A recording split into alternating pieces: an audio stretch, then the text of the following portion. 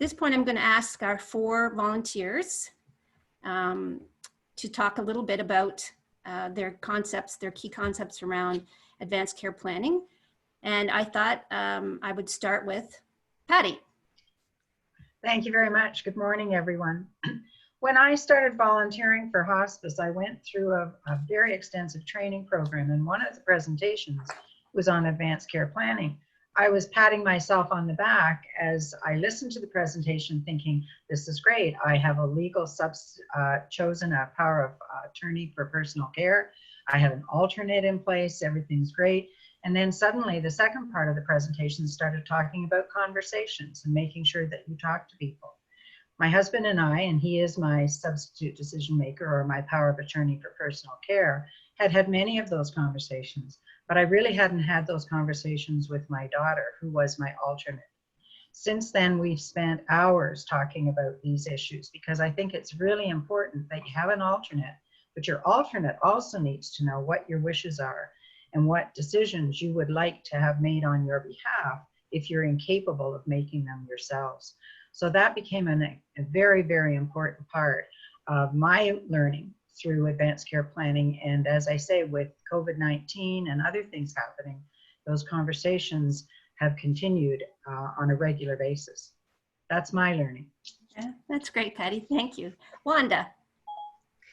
Hi, I'm just going to really echo a lot of what Patty has said, that when you have those conversations with your substitute decision maker or your alternate, you get some surprises sometimes. Even though you had the conversation 6 months ago, things may have changed either for you or for them. But I would just say the important things that I take from all of the training that we've had and the presentations I've given is that you choose your substitute decision maker for the quality of your life and try to pick a person who best understands your values and beliefs about life. That may not be your closest relative or your friend, and it shouldn't be a committee because that doesn't work very well when 2 or 3 people have to agree. So pick your substitute decision maker and at least one alternative. And theoretically 2 would be really great so that if things change, and they can change very quickly, as we all know from COVID, that there's somebody there who can help you out. And then after you do that, have a number of conversations with that person to help you understand them and to support them in their understanding of your wishes. Talk to your family and friends about advanced care planning out of love for them, so they don't worry about what's right for you. They know what kind of decisions to make for you, and ask them to respect your wishes as a gift of love to you. Thanks, Wanda. It's very nice. Okay, Deb. Hello, everyone.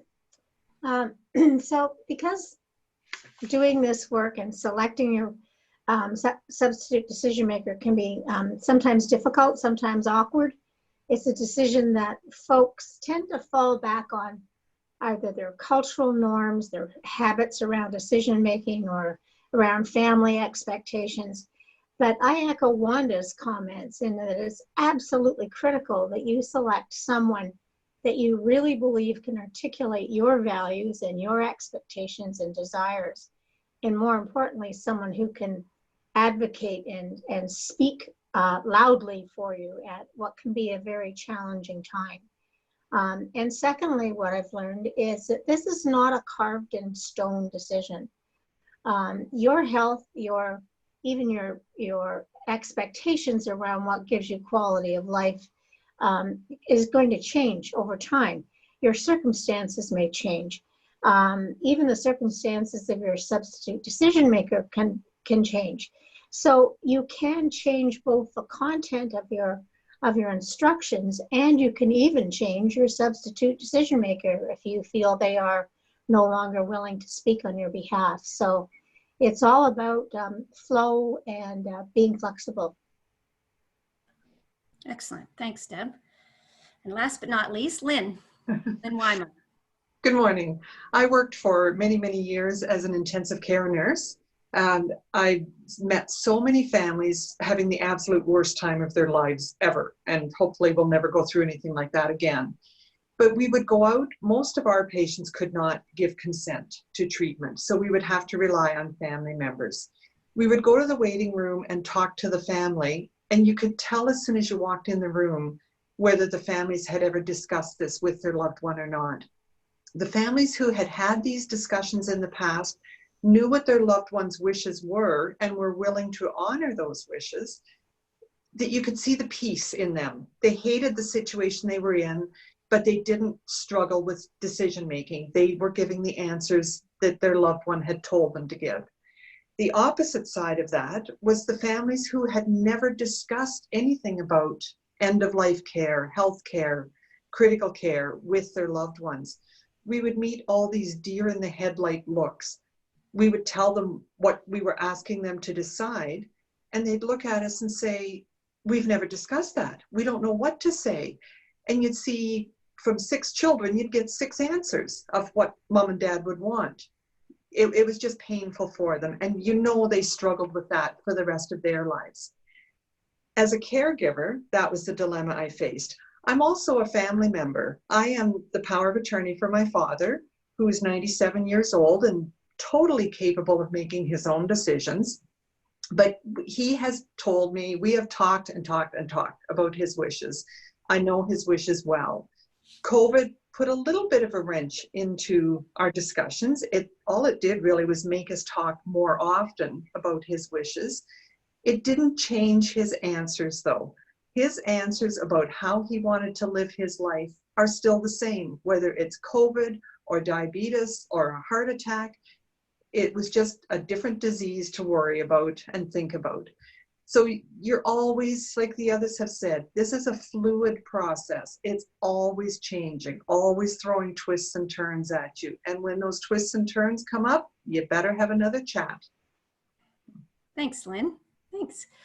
So those are 4 of our 6 advanced care planning ambassadors that go out into the community and do presentations. So we look forward, if you have a group you'd like to have a presentation, this is the gang that would put it together for you, and they have become quite expert, and they're a lot of fun actually. As we developed our virtual world, I couldn't have done it without this group. Susan and Dana, who couldn't be with us today, are also part of this team. So at this point, I'm going to turn it over to Judith so that she can give us all we need to know about guided pathways and choosing our substitute decision maker. She is going to share her screen, so it'll just take a minute for her to get it up, and then we'll let her get started. Over to you, Judith. Okay, so just to let everybody in the audience know, I'm still a bit of a Zoom newbie, and of course when COVID hit, I wasn't set up with technology. So if you're seeing 2 of me on the screen, actually a blank box that just has my name, that's because that's my computer. And then my iPad, which I've just tilted against my computer, is where you're getting a picture of me. But you don't want to see a picture of me anyways. I desperately need a haircut. And Toronto's just opening up tomorrow, so I can't wait. My date with my hairdresser is July 3rd on my birthday, so I'm really excited. So now I'm going to talk to you about this guided pathways. Now, this is just the term that Community Legal Education Ontario uses. So I should explain, you've probably seen my bio. I had previously been in practice in running the Advocacy Center for the Elderly for 35 years. And before that, I was in private practice. So I'm not a young lawyer. I've been around for a long time. And since I retired from ACE 2 years ago, I set up my own consulting firm called Wahl Elder Law, and I do presentations, workshops, training programs. I'm sort of a jack of all trades right now. I'm not taking on clients unless it's a particular issue that I want to pursue.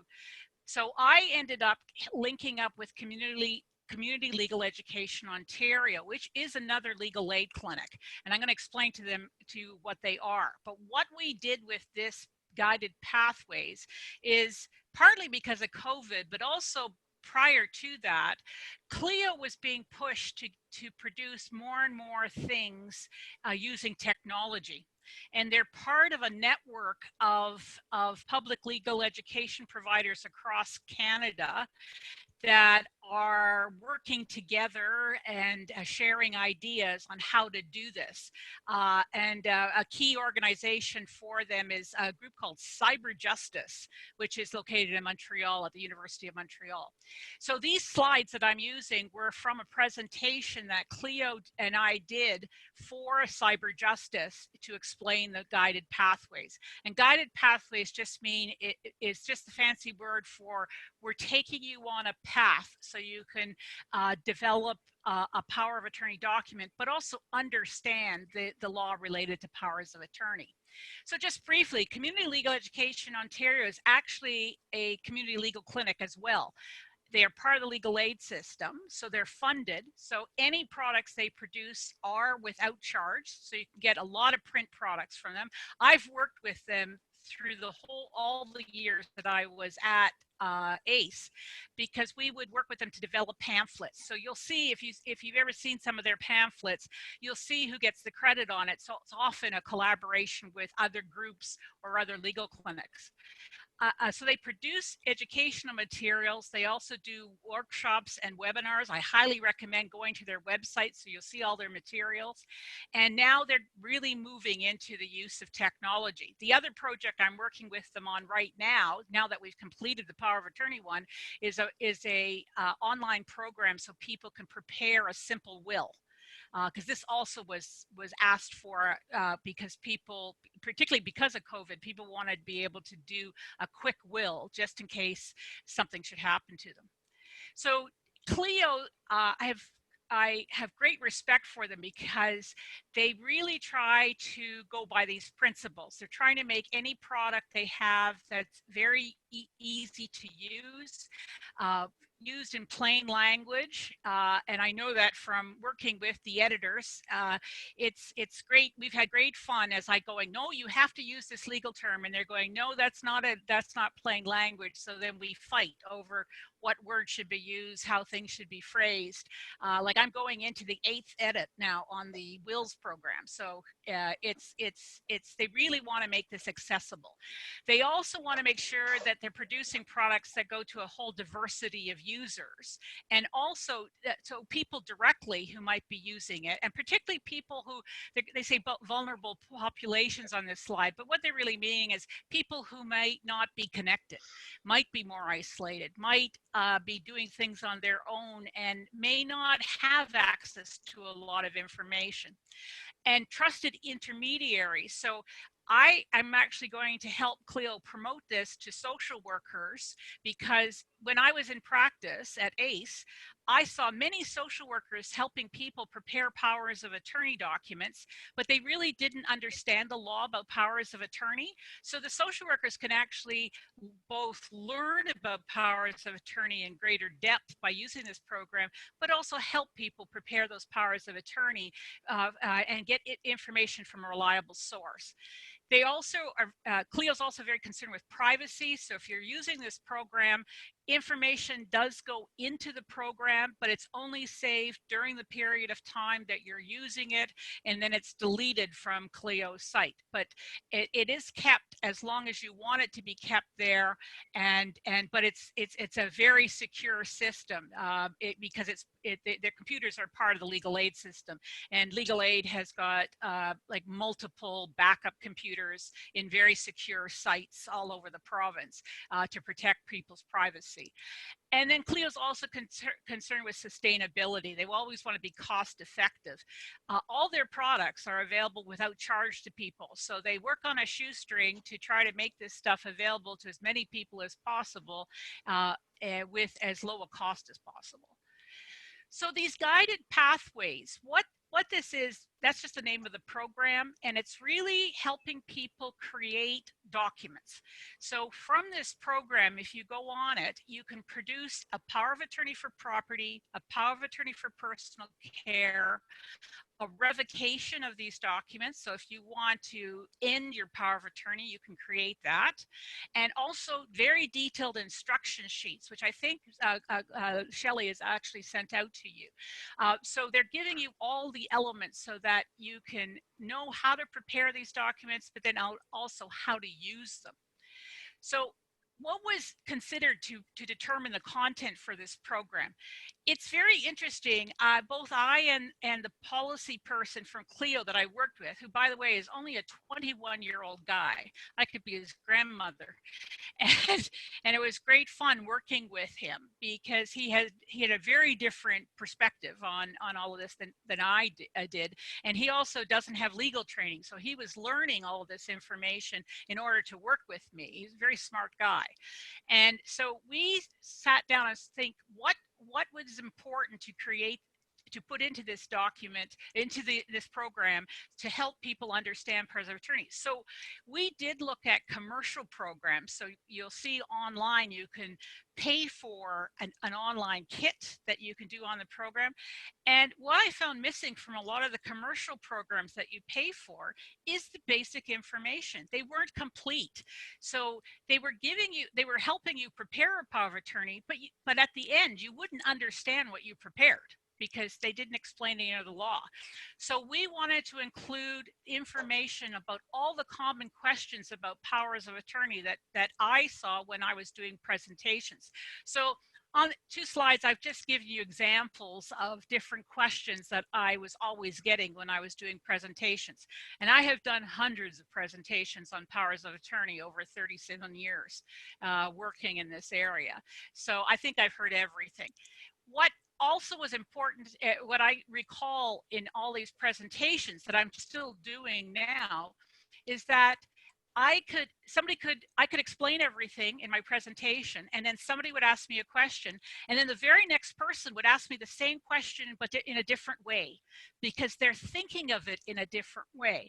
So I really considered that when we were putting the material together, so that we have answers that come from different angles to accommodate the different thinking ways, the different ways people think.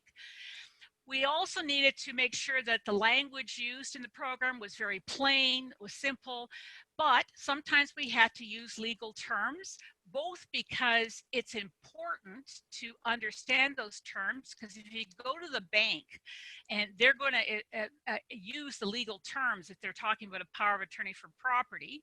Same thing with power of attorney for personal care. There may be some legal terms that come up, so you need to know some of them. And we really want to determine that the user would understand powers of attorney, would know the risks and benefits of doing a power of attorney. So what can go wrong? And then what do you do if things go wrong? And we also wanted people to know the alternatives to the power of attorney. So for example, in this whole area of health decision making, frequently over the years, when I would go with a client in a health setting, health practitioners of various types would say to me, well, if the person's not an attorney, they can't make decisions for the patient who's now incapable.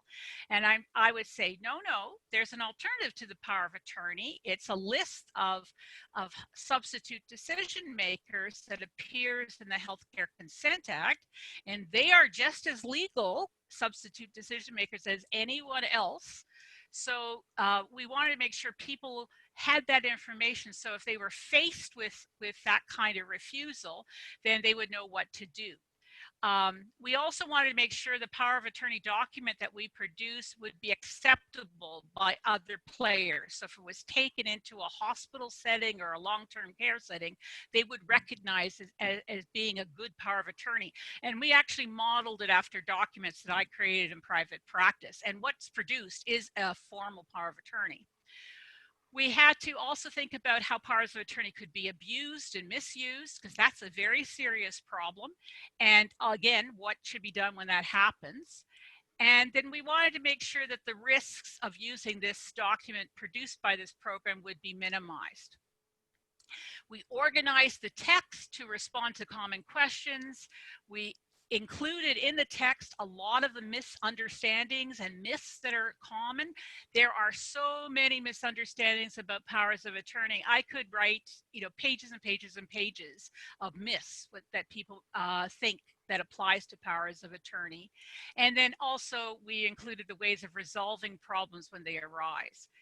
We also included what I call stop clauses in the document, so that people using the program didn't have to draft up their own text, so that again it would be acceptable at the end. So I'm going to just go into how the guided pathway is set rather than just talking at you with this. So the way that the content is organized in the program, it's called an interview. And the interview is just it's meant to be like an interview with a lawyer or a paralegal. You're exchanging information with the screen. All the way through are definitions. So whenever we name a term, there's a definition, but it doesn't clutter up the screen. It's in what's called a pop-up. So you press on the word and the definition pops up. There's also learn more sections. Again, more detailed information for those people who want more information. And then there's also warnings throughout. So for example, we make it very clear you can only make a power of attorney if you are mentally capable. And the program actually asks you to boot yourself out if you don't think you're capable. I know that's not the most effective way of doing it, but it's the only way we could think of to really flash this to people. Embedded throughout the program is public legal information. Again, lots more information, because some people want lots, some people just want a little. And it's really to help people understand the implications of their answers. So this is what the pathway looks like. Yep, yeah. So if you see here, those little lines, you might not be able to see all the details because it's small, but you'll see when you get the PowerPoint. Here we've got, this is the pathway, and it shows the documents that you want to create. But then those little boxes, you won't see these arrows on the screen. Those were just popped up. So those are the definitions. So it gives you more information about what is a power of attorney for personal care, what is a revocation. And then you see this box in the middle this is one of the learn mores. How do you answer this? So we're giving the answers to people. And this was about a definition of a spouse, because the question is that's behind that box is they're asking if you're naming your spouse as your attorney. And there's a reason for that that I can explain later. And so then the box pops up about what is a spouse, because that word is a legal term. We wanted to leave it in there, but people don't realize that their common law partner is actually a spouse in the legislation. You don't have to be married to the person. You can also be a spouse if you've had a child with somebody. So we wanted to make sure people knew all the explanations of what a spouse is. And even if you're married and haven't divorced yet, you might not be spouses anymore because you've separated. So if a couple separates, they stop being spouses, although they're still married. I know that all sounds complicated. It all makes sense in the end. It's practical, because you wouldn't want your separated spouse making decisions for you unless you specifically wanted that person to. And you can do that by creating a power of attorney, naming them. But otherwise, if they're just coming as the decision maker from the hierarchy list in the Healthcare Consent Act, they're not your spouse anymore.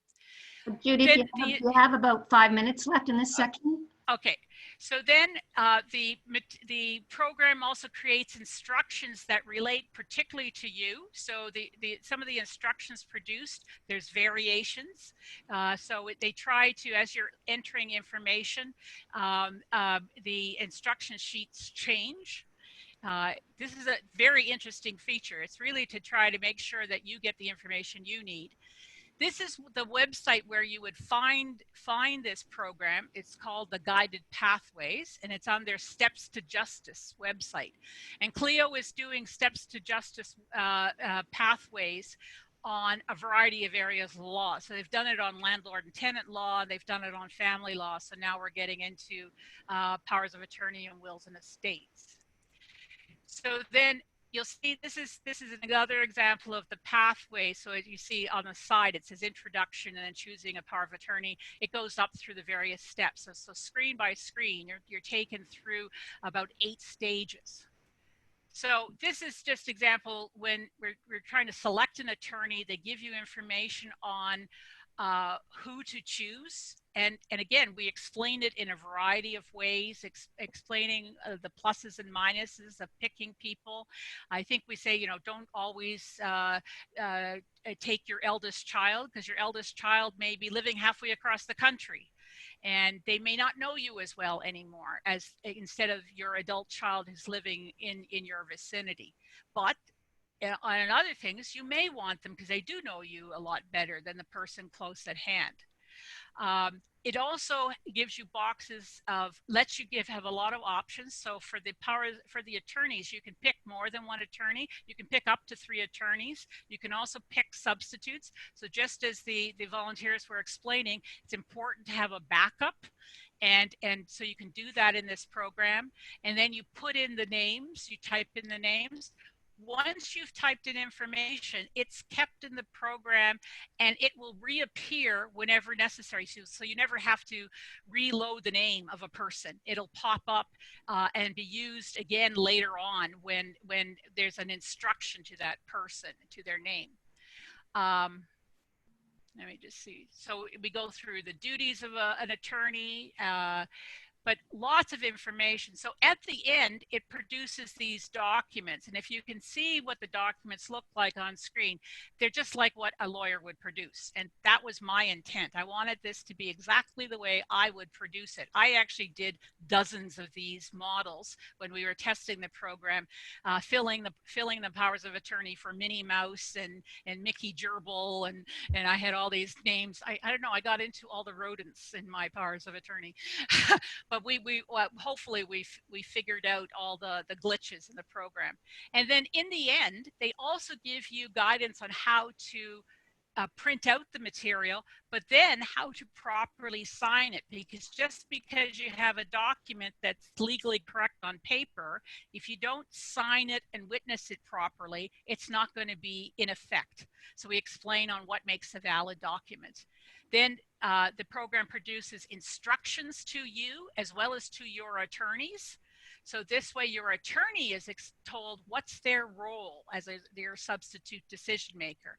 How are they supposed to make decisions for you considering your wishes, values, and beliefs? How are they supposed to interact with health practitioners when the health practitioners are offering treatment to you and making suggestions about treatment? We explain that your attorney, or if you have another substitute for health care, that they can ask questions, that they're entitled to the information about your condition before making any decisions. Because although the person may know your previous wishes, they still have to apply it to the actual decision that has to be made. So some of your wishes may not be relevant to a particular decision that has to be made.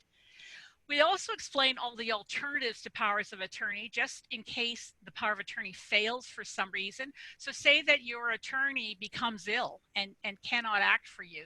So this explains who is the next people who can act for you and be your decision maker. And so then I'm going to stop there because this is just the intro to the program. I know this is a bit dry. Later on, I'm going to get into, after we have some questions, I'll get into explaining I'll give you a little capsule on powers of attorney in preparation for your next workshop. So That's Shelley. great. Yeah, so we have a few questions, and I'll just start from the top of the list here. The first question that Robert asked was, what are the dispute mechanisms for a disagreement between a power of attorney for property and a power of attorney for personal care about the cost of personal care? And the example would be disagreement over home care costs or the decision to sell the home or move to long-term care. So because this is a simple program, we couldn't include very elaborate dispute resolution clauses in the document. But we did explain in the program that these kinds of disputes could occur We explain different ways people can approach this and how they should discuss it. We explain both the duties of the attorney for personal care who's worried about your care, so may need money for care, and then also the duties of the person handling your money and what their responsibilities are, and emphasize that the two people must work together. They're expected to work together for the benefit of the individual. We also do a lot of references to people to say, look, we can't explain absolutely everything in the program, like exactly what to do. So there's a lot of, so if this arises, you may need to see a lawyer. And, so we're trying to flash to people when something gets more complicated and they might need additional legal help than other than the information that we give them. So we give them the fundamental tools, and then say, okay, this is a problem we can't just do on paper or via the website. So now you have to seek out more help. Okay, thanks. And I think you've answered this question, but I'm going to just pose it again because Karen Ray asked it, is if you name one attorney only, is there another place to name a substitute? Yes. So you can name up to 3 attorneys in this program at any one time. We had to cap it at 3 just to make it practical. And also I said, you know, if I had a client in front of me, if they wanted to name more than 3 attorneys, I would say, no, I don't think that's a great idea. I once had a client who wanted all 21 of their children to be listed as their joint attorneys.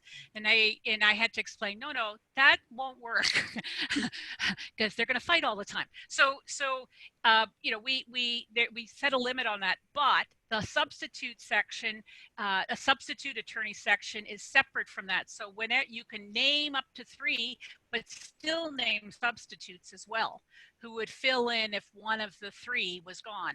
We also, going back to that dispute resolution, we also included a dispute resolution clause within the power of attorney that explains what to do if the attorneys have a dispute. And we give people choices. So they can say that they all have to act jointly, which means they all have to agree no matter what, or that there could be a majority rule, 2 of the 3.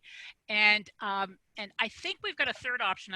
Don't hold me to this, because we were talking about that there's an outside person can be the tiebreaker. I can't remember if we put that in. It might have been too complicated to explain, but that is also included. So substitutes were a very important element of this. So Judith, just to come back to choosing, I have a couple questions about who they can choose. One, yep. So I'm going to give them both to you and then you can answer them both. So if I name my daughter as my substitute decision maker, am I able to name my son-in-law as my alternative, is the first question. And then second one is, can you name the same person as a power of attorney for personal care and as the attorney under the power of attorney for property? So yes, can I name my, sorry? Yes to both questions. So you can name your daughter and then the substitute can be the son-in-law. You can name the same person in both powers of attorney. And if you do that, you don't have to type in the name on the second time on the second document. It'll just pop it in because you'll say, I want the same attorney. So there's a lot of that kind of thing, so you don't have to keep on repeating information. The other thing it flashes, and it won't let you continue the program, is if you name somebody that you can't name as an attorney for personal care. So for example, in a power of attorney for personal care, you cannot name somebody who provides you health services for compensation, and that includes OHIP. So you don't have to be paying them directly, but if they get OHIP, if they're functioning under OHIP, they're paid. And if that person cannot be named as your attorney, it's a prohibition in the act. It's considered a conflict of interest. And I think that's actually a good prohibition. So you can't name your doctor unless the doctor is related to you. So if I had a daughter who was a physician, I could name my daughter to be my attorney. But I don't have kids. I have a great physician who's been my physician for years. She cannot be my attorney. So the program actually stops and says, you cannot do this. And it boots you out. Okay, I don't I don't have any other questions here on the chat, and just maybe in the interest of time, Judith, we could move into the next section.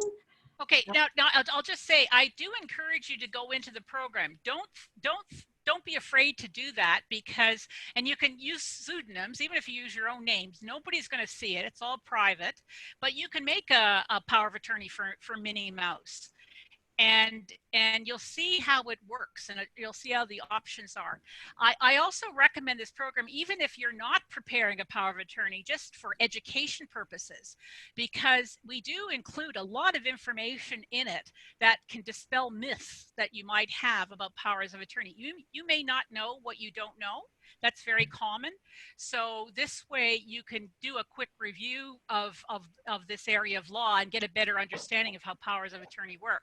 So I'm just going to do a little bit of review of powers of attorney for personal care to prepare you for your breakouts.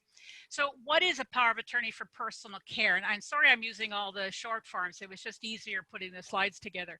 So a power of attorney for personal care is a document in which you name someone else to be your decision maker for all personal care decisions. So what are personal care decisions? They're primarily decisions relating to your health care. And healthcare is not just treatment. It's also if you are moving into a long-term care home, that's a health decision. And also if you are living in a long-term care home, the supplementing services that are not treatment, like bathing and feeding and all that kind of stuff, those are healthcare services. But also in addition to healthcare services, your attorney can make other personal care decisions, which include decisions about your nutrition, so what you eat, your shelter, where you live, and decisions about your safety. What risks can you take? And believe me, those questions come up all the time in this area. I've represented a lot of people who were trying to take more risks than their future attorney wanted, but the attorney was trying to wave around the power of attorney when it wasn't yet into effect. So when do powers of attorney for personal care come into effect? They only come into effect if you are incapable to make a particular decision. So that means that you have to be mentally incapable, you don't understand the decision that has to be made, and you don't appreciate the consequences of making that decision. So you could be incapable for some personal decisions and capable for others. My mother recently passed away 2 years ago, and she was 95 when she passed away. And I know in that last year of her life, she was capable 99% of the time. But there was a time when she was temporarily incapable when she was in the hospital. She actually had a delirium. And so she could not make decisions at that point. So I only stepped in at that point to make decisions. The fact that I was the attorney gave me no other powers until she was incapable. Frequently, my mom was a sharp cookie. I can remember at the one hospital where she had been admitted, the team was all talking to her until I walked into the room. And as soon as I walked into the room, the entire health team turned to me and started talking to me and asking me what my mother wanted. And my mother put up her hand and said, "I'm not dead yet." So just remember that. Have my mother in your mind. It doesn't matter how old you are. It's whether you're capable or not. I did not have power until she was not capable. Who can you choose to be your attorney? You can pick anybody. You don't have to pick a family member. You can pick anybody that you trust. That's my key message to people. Pick somebody that you believe understands you, and particularly if they're going to make health decisions for you, really understands who you are, what's important to you, what you think of as quality of life. I spent hours talking with my mom. I really appreciated actually the last year together, because I got to know her in a way I never knew her before. before in my lifetime. And I knew that I felt very confident that I could make decisions that she would be happy with, just based on all those discussions. So it's that kind of person you want to pick. And I also then became her advocate at the bedside. So on one occasion, when because she was no resuscitation, because she was extremely frail, she would not have benefited from resuscitation if her heart arrested. She did have a health problem that had nothing to do with her heart. And we were asking what the options were to help her with that health problem, because it was causing incredible pain. And the health practitioners were not offering her treatments for that purpose, because they said, well, she's no CPR, she's DNR. And I'm going, well, she's still there, and she's asking for what can help with this pain. And then they offered her a treatment which she did consent to. It had some risks, but it wasn't surgery, which is what she didn't want. But I helped her advocate because I knew what her wishes were. So even though they were talking to me right in front of her, I stood up for her, and then she would concur with that. So that's a great way. Pick somebody who can also be your advocate, even when you're still capable, because you may need somebody. Also, there are other substitutes for health care other than the attorney. So the attorney is only one type of substitute decision maker. So here's the hierarchy list of substitutes for health care in the Healthcare Consent Act. And the reason the government put this list in, and I sat on all these committees that created this law many, many, many years ago, the reason that this list was put in was to ensure that everybody in the province always had somebody to act as their substitute decision maker for healthcare, even if they had never done a power of attorney. And that's really important, so that somebody always has somebody who can speak for them. So this list is from top to bottom in order of priority. The first one is a guardian for personal care, and this is a court order. There's very few of these court orders around, but if there is a guardian, that person has that authority. If you don't have a guardian, then does the person have a power of attorney for personal care? And then the attorney gets the power. Then the next one is a representative. And this is where somebody may apply to the Consent and Capacity Board, which is a tribunal, to be asked to be named as the person's substitute. So say that my mother had become incapable before she ever gave a power of attorney for personal care to me. I have two other sisters, so the three of us have equal rights to be her substitute unless there's a power of attorney. And I knew my mother wanted me to be her decision maker. So I could have gone to the Consent and Capacity Board and asked them, name me as my mother's decision maker because I know her best, and argue that. So that's what a representative is. Then it's your spouse or partner, and spouse, again, it's a very, very broad definition.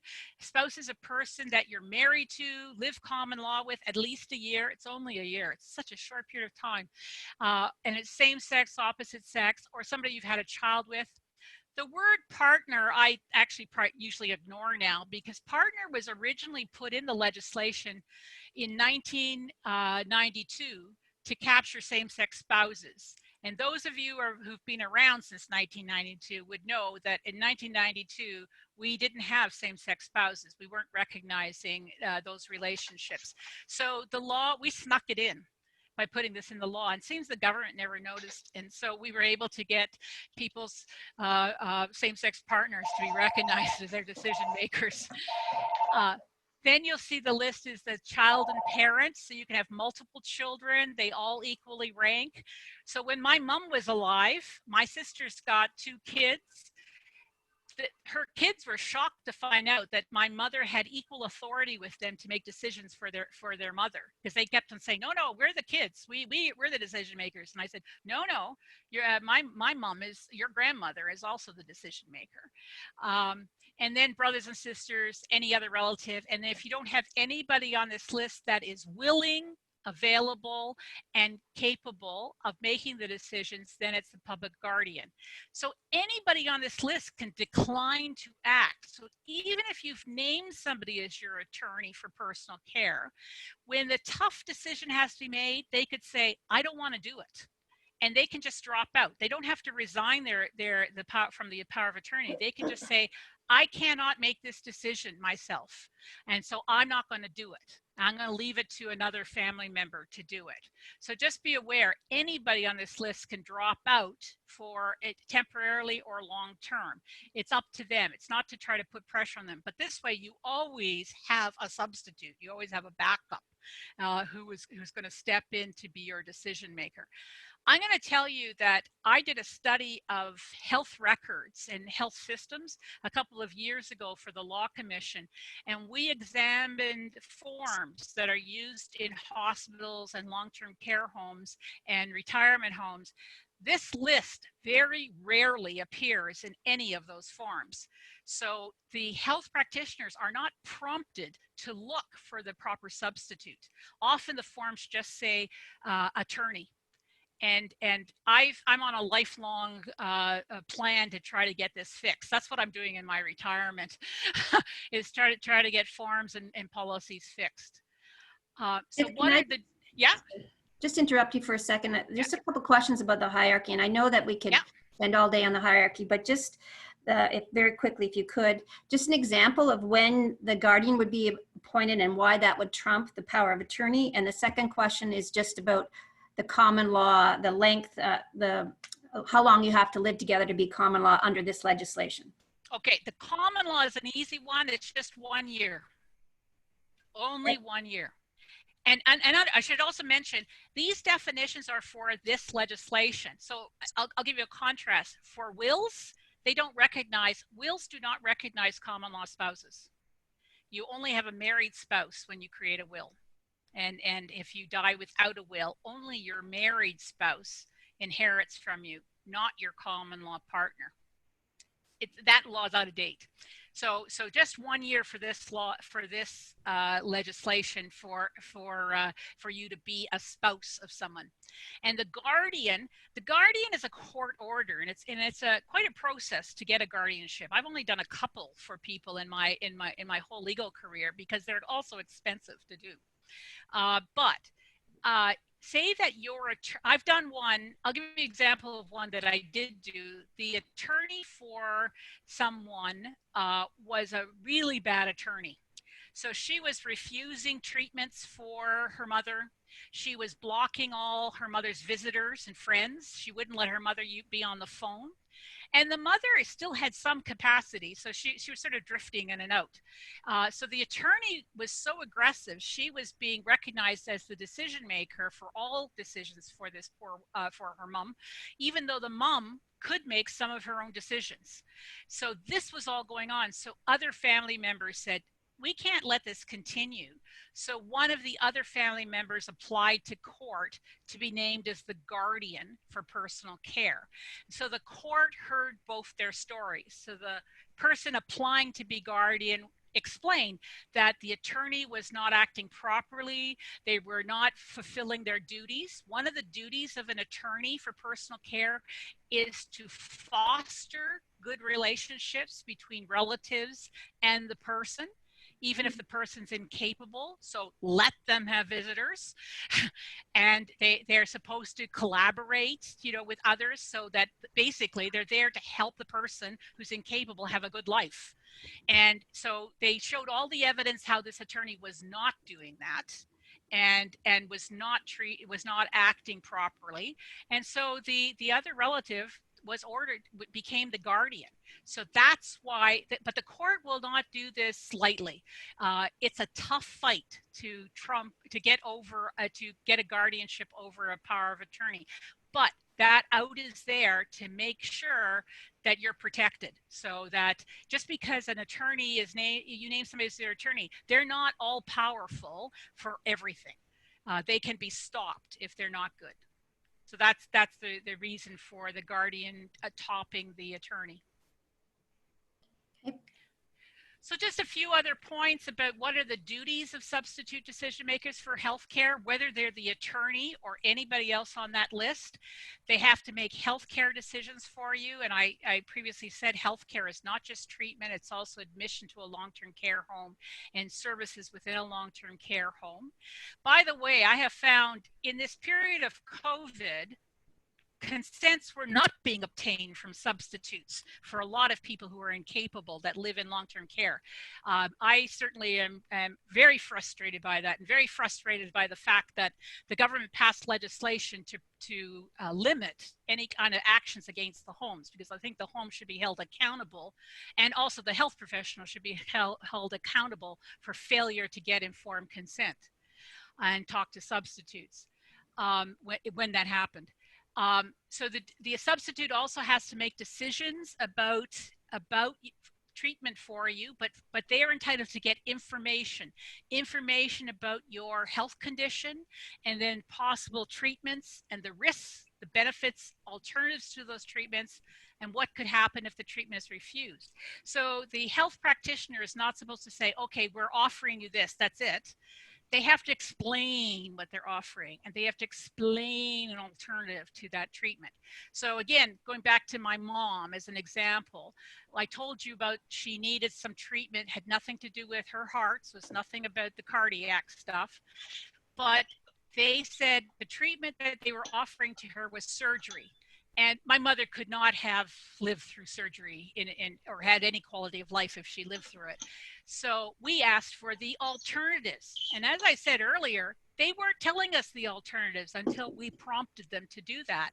And then they said, oh yeah, there's this other treatment that we can get you to St. Mike's Hospital, and they can stick a tube down your throat and that'll fix you. And we went, okay, we're going to do that. But we had to prompt it. So don't be afraid. Your substitute should not be afraid to prompt questions about that. So your substitute is to give informed consent or refusal to any treatment for you. They're entitled to ask questions and get answers. I've had many clients tell me that they're told, no, we don't have time to talk with you. Your substitute can stand up and say, you have to have time. Get somebody to talk to me. If you can't talk to me, then how about one of your delegates? Another person on the team can talk to you to explain the treatment. So it's not impossible. So get the questions and answers that you need. And health practitioners should not be treating unless consent is obtained either from the patient if capable or from the incapable patient's SDM. So it's important for the substitutes to know that so that they can advocate for you.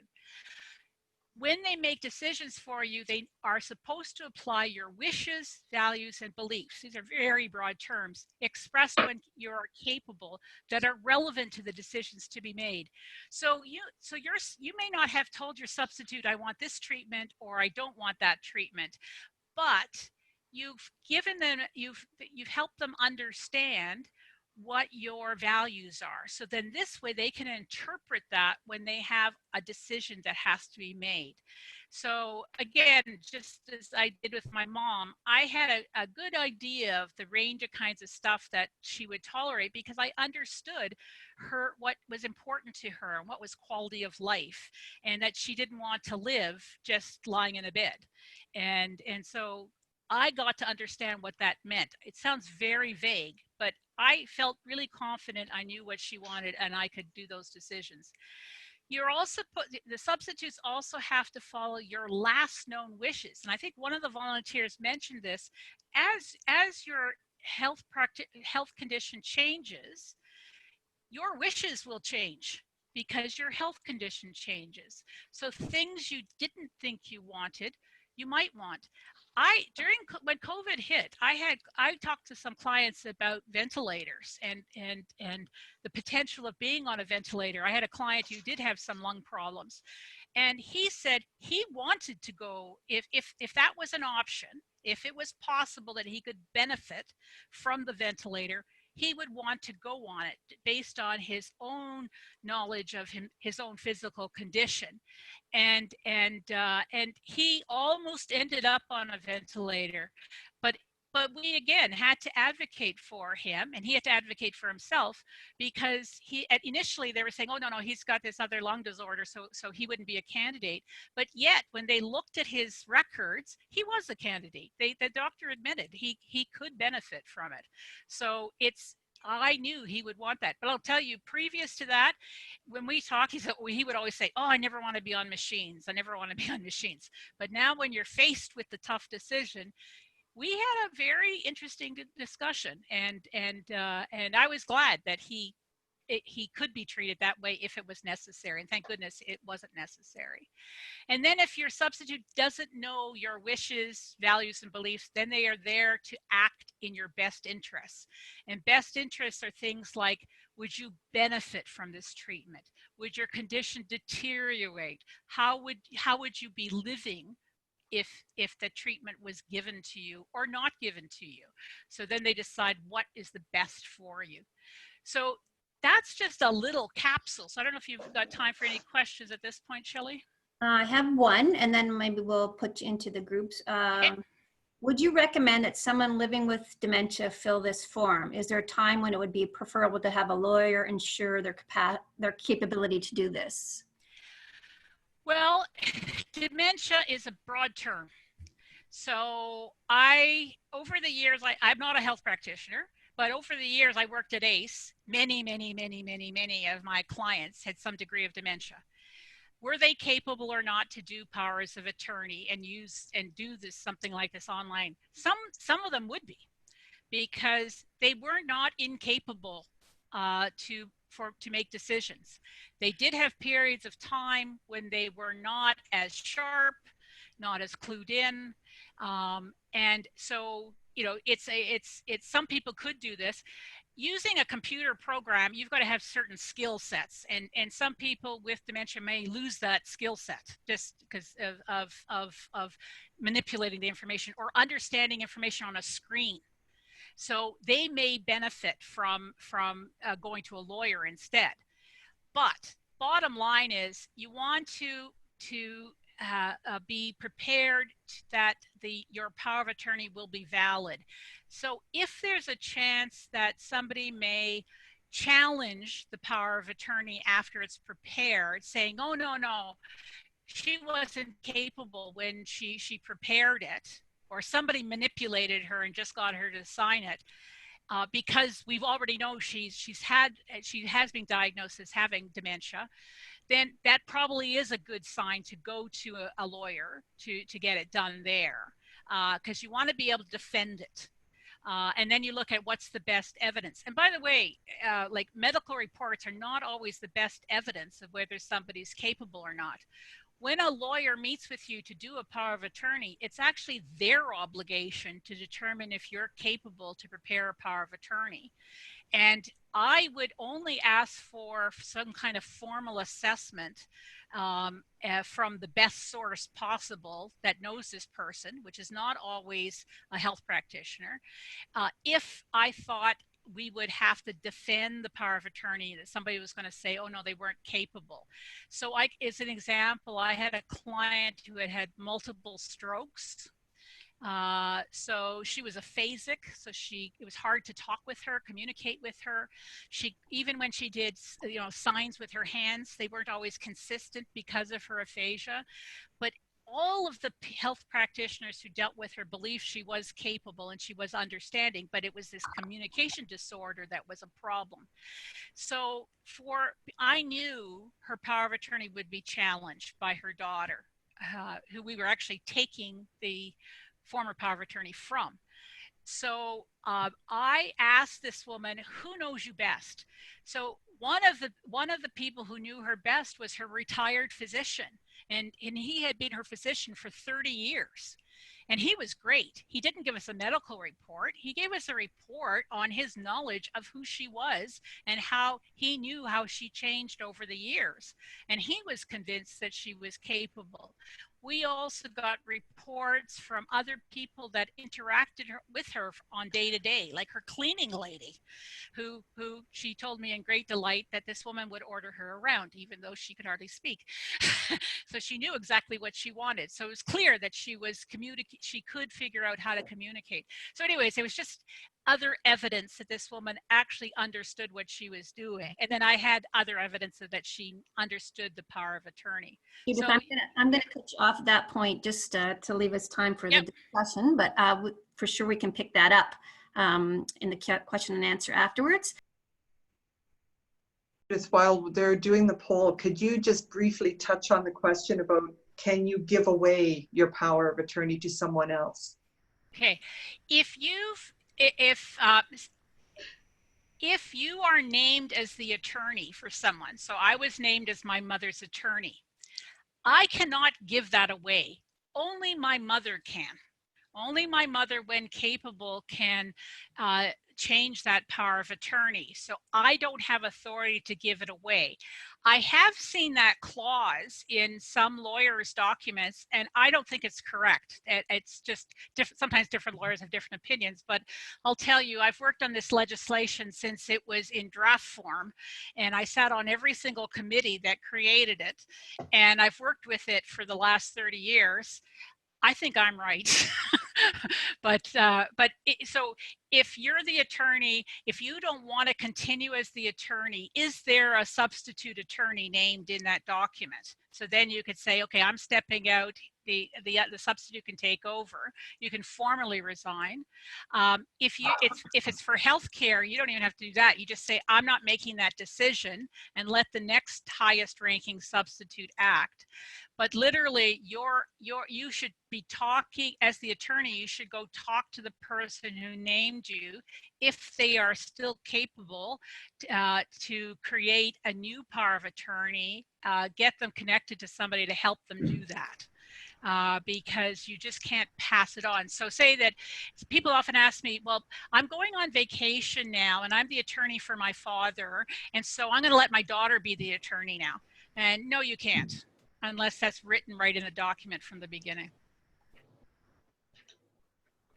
Just in case anybody's curious, 88% of you said you learned something new. 83% of you said you wouldn't change the person you've chosen based on the conversation today, which is great. And 98% of you would recommend the tool. Judith, you can take that back to Cleo. That's great. You know, it's interesting about choosing a different substitute. Other things in your life may make you revisit these things.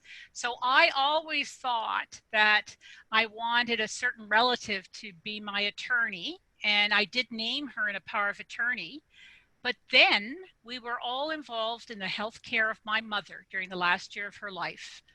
After I saw that relative in action, I immediately tore up that power of attorney and changed it. Because they had talked a good line, but when the tough times came, they did not want to listen to her at all. They just thought they knew best. And so I thought, okay, that's not for me. So I have to admit, I was shocked. I was really surprised. So don't be surprised at sometime in your life you may change your mind about who you named, because you'll see that person in a different light. I still like that relative, but they're not going to make health decisions for me. Yeah. I now have a friend as my health decision maker. So you now have control over your mute and unmute. I don't know, Judith, if you have anything you want to say about the scenario, the story. We have about 5 minutes left, or if people just want to ask. Kelly, yes, there's a couple of questions I've seen come up. I don't know if you want to. Let me just ask Judith if she has anything she wants to say first. You know, I encourage you to look at that at Cleo's tool and go into it, even though you're not making yourself a power of attorney, because you'll see whether you think you could come to your own conclusion. Do you think it's a good teaching tool, even if people aren't producing a power of attorney? Because it might be useful to help people understand more about their role as the attorney, or what you can expect from your own attorney to do, and does your attorney understand that? So Here are the two questions, Judith, that have come up. Can I ask about the difference or the effectiveness between naming people jointly and severally? Okay. I'm going to tell you, this was one of the hardest things to draft into this tool, because trying to explain it was challenging. Simply, if you name two attorneys and you want them to act jointly, that means they always must make decisions together. Always. So one of them can't act alone. If you name them jointly and severally is just a fancy word for separately. And in fact, in the program, we use the word separately instead of severally. Severally is a legal term. So that means those two attorneys, they can act together, or each of them can act separately. So one of them can walk into the hospital and be your own sole decision maker without talking to the other one. So it's a real issue of trust if you are naming them jointly and severally. I can tell you that if the two attorneys have disputes, so if the health team knows that these two attorneys aren't agreeing, so one will make a decision one day and the next one shows up and makes a different decision the next day, I've always told health teams, don't take directions from them separately. Insist that they have to act jointly, because you're getting conflicting instructions, and that's not fair to anybody. Not fair to the patient, not fair to the health providers, and not fair to the two attorneys to each other. So the health team can do that. They can say, no, we're going to make you do it jointly. So that's the difference between that. So it's joint if you want people together all the time, or joint and several if you can trust them, and then one can go make decisions without the other one being present. And that could be very good, particularly if someone goes on vacation. You still have somebody you chose to be your decision maker, even if they're deciding alone for you. Judith, I just have this question that hasn't been asked, I don't think, in any way, about how you validate this tool. Who needs to sign, who should have copies, how do you inform your primary care, all that kind of, I don't think we've addressed it at all. So when you create a power of attorney, it's not valid until you properly have it signed and witnessed. Now, you have to be capable at the time you sign it. You have to sign it voluntarily. Nobody can require you to sign it. For years ago, I had a lot of long-term care homes insisting people create powers of attorney, and I was going, no, you can't require them to do that in order to get a service. It's their choice. Some people don't want to do powers of attorney, and there are other substitutes, so it's not necessary. So you have to do it voluntarily, capable, and do it of your own free will. You have to sign it in the presence of two witnesses, and there are certain people who can't be your witness. So your attorney cannot be your witness. Your attorney is your attorney. If they sign as a witness, it's not a good power of attorney form. Your attorney's spouse can't be a witness, because that looks like they joined together and are manipulating you. So they were prohibited from acting. So the program explains who can't be a witness. But you and the two witnesses have to be together, and you have to see each other sign the document. Now, in these days of COVID, the government and changed the law temporarily to permit lawyers and paralegals to help people sign powers of attorney without everybody being present in the same room. So to do that, one of your witnesses must be a lawyer or a paralegal. And what happens, it's very strange doing this. I did it once. 3 copies of the powers of attorney will exist. One with you, who's going to sign it, one with one witness, and one with the other witness. And so then each of you sign it and show to the camera that you signed it. And so that repeated 3 times. And then the lawyer collects the 3 documents, and the 3 documents together form the valid power of attorney. It's a very odd process, but your witness, one of the witnesses must be a lawyer or a paralegal. I can tell you a lot of lawyers are not following this practice. Instead, what they're doing is what I call the porch signatures. So they get the other witness and them sitting at the porch of a person, and so then the document is placed on the stoop and the person comes out, signs it, you know, everybody keeps distance from each other. Or the backyard. One of my friends is running a backyard practice. So he's got a desk underneath a tent and people come into this open air tent and they all stay far away from each other and then they sign the documents back and forth. So you know, there's ways of doing it, but that signing has to take place, but that's it. And then the power of attorney can be used. And then what I recommend people to do is to contact the places where it might be used. So if you live in a long-term care home, make sure that the long-term care home staff, administration know that you've created this new power of attorney. Let them take a copy of it on file and make sure that they're changing any of your records so your old attorney isn't popping up, your old substitute decision maker isn't popping up.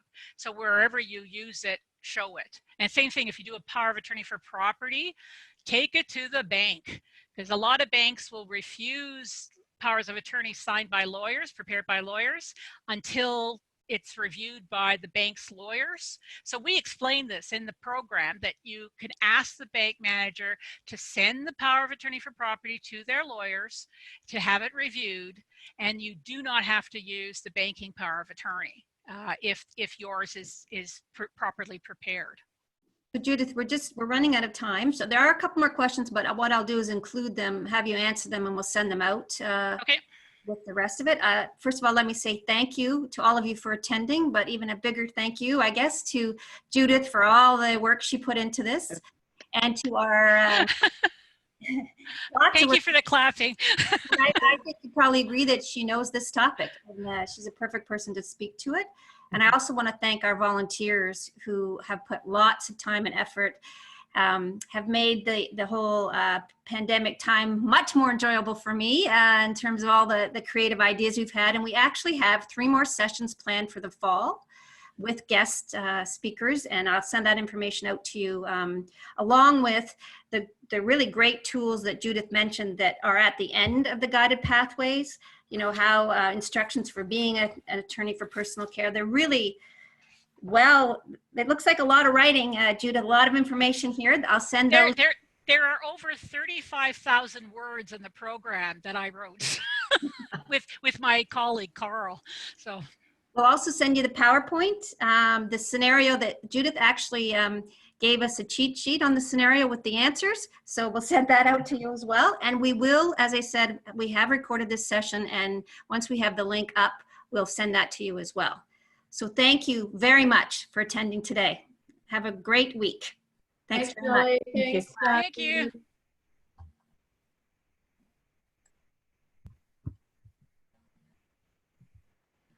Gonna hang in there, Judith? Yeah, yeah. Okay. Oh, Chris was on. Yeah, I saw that. Yeah. Yes. I saw a couple of names that I recognized. Jim was there. Yeah.